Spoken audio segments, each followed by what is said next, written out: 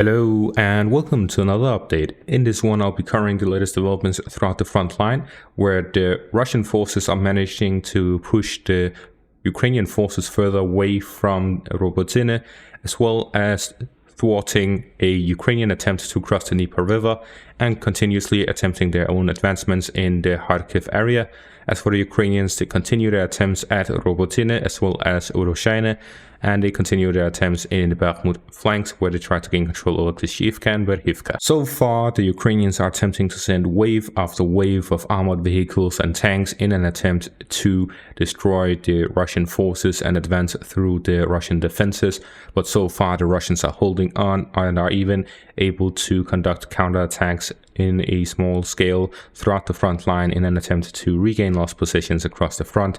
And we detect yet another graveyard of Bradleys and tanks as we see the Ukrainian forces continuously attempt to gain further positions across the front line throughout their offensives. Starting out in the Zaporizhzhia front, where here the Ukrainian forces attempted an assault on Robotyne, attacking it directly head on, and they managed to actually enter the village in the first blocks, after which the Russian forces managed to push them out again and recapture some positions that they lost in the Robotyne area.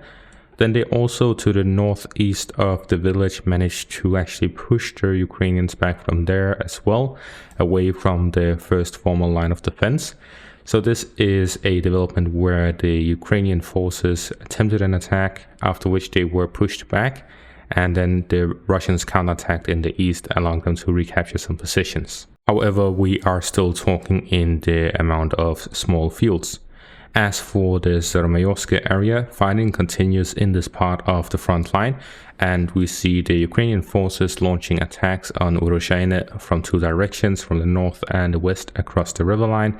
They continuously attack the village as they attempt to take control of it, and they've continuously been sending armored vehicles from the north and infantry, as well as armored support from the west across the river line, where the infantry try to cross over, as well as the tanks. However, as we saw in the previous video, the tanks cannot swim. Then we move on to the Bakhmut area, where here the Ukrainian forces continue their attempts at attacking the city as well as the surrounding areas.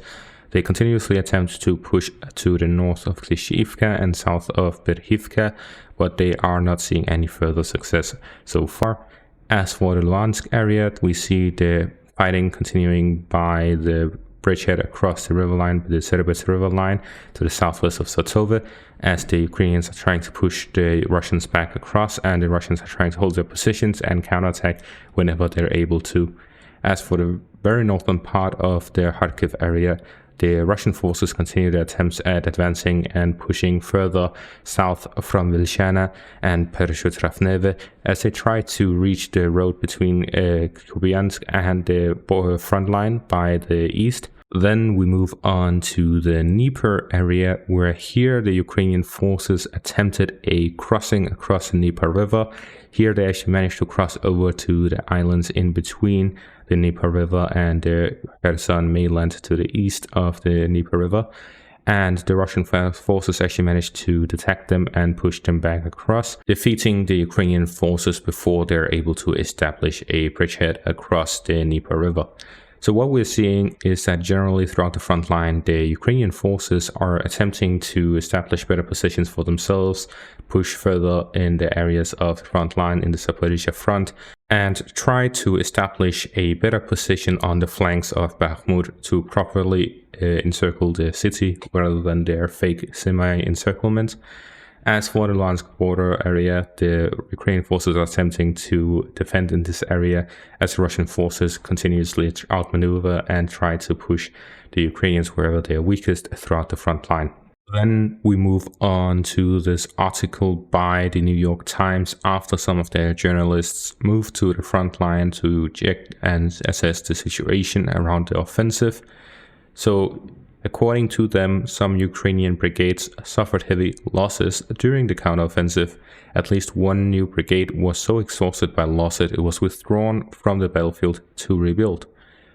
And according to them, new brigades of the armed forces of Ukraine are assembled from recruits who have just completed basic training. And according to Ukrainian commanders, they are pushing recruits into battle as they are replacing their losses. So essentially the new replacements are not soldiers who have a lot of experience and training. They are ones who have little training and little experience. And some of the soldiers complain about a lack of training received in NATO countries, as well as the vehicles that they've received are not suitable enough for the tasks. And that's especially the Max Pro armored vehicle is not reliable enough, as it was designed to fight insurgents and not an army, especially one with the firepower of the Russian army. And then there's a quote, "I have lost many, and some of the newcomers are mentally broken." Then we have a couple of videos, starting out with this one where Ukrainian drones detected some Russian vehicles driving through, and with the drone checking where the armored fighting vehicle is driving, the Ukrainian forces launched artillery strikes at its position and managed to strike it with that, allegedly. Then we move on to the video here, which shows a Russian Lancet drone hitting an abandoned Ukrainian tank in the vicinity of Bakhmut. And finally, this video here, which shows Russian artillery hitting Ukrainian forces crossing across the Dnieper River in an attempt to establish a bridgehead, or at least some reconnaissance in the area of the Antonovsky Bridge. However, the Russian forces detected them and managed to strike them with artillery before they properly landed. On top of this, there was some recent update by Syriac Maps which indicates a further advancements by the Russian forces in the direction of the Kharkiv area next to Kupiansk. So here the Russian forces continuously push the Ukrainian forces in the direction of the northeast of Kupiansk as they try to get closer to the highway which supplies Ukrainian forces with their supplies in this area, as well as push the Ukrainians back across the Oskar River line. So there's continuous fighting in these areas, but the Russian forces managed to advance day by day in the past few days. Over the past 3 days, they've continuously advanced without any stop. So there is an area where the Russian forces are focusing. This is similar to the bridgehead across in the southwest of Svatove, where they managed to make a bridgehead, but then they, after a few days of advancing, they were pushed back slightly. So most likely the Ukrainians will send reinforcements to this part of the front line as they will attempt to push the Russians back from these newly gained positions. But there's also a possibility that the Russian forces will continue to gain positions here. We'll have to see what happens, but so far it is clear that the Russians are advancing in this part of the front line. And that is going to be all for this update. Thank you all for watching and have a great day.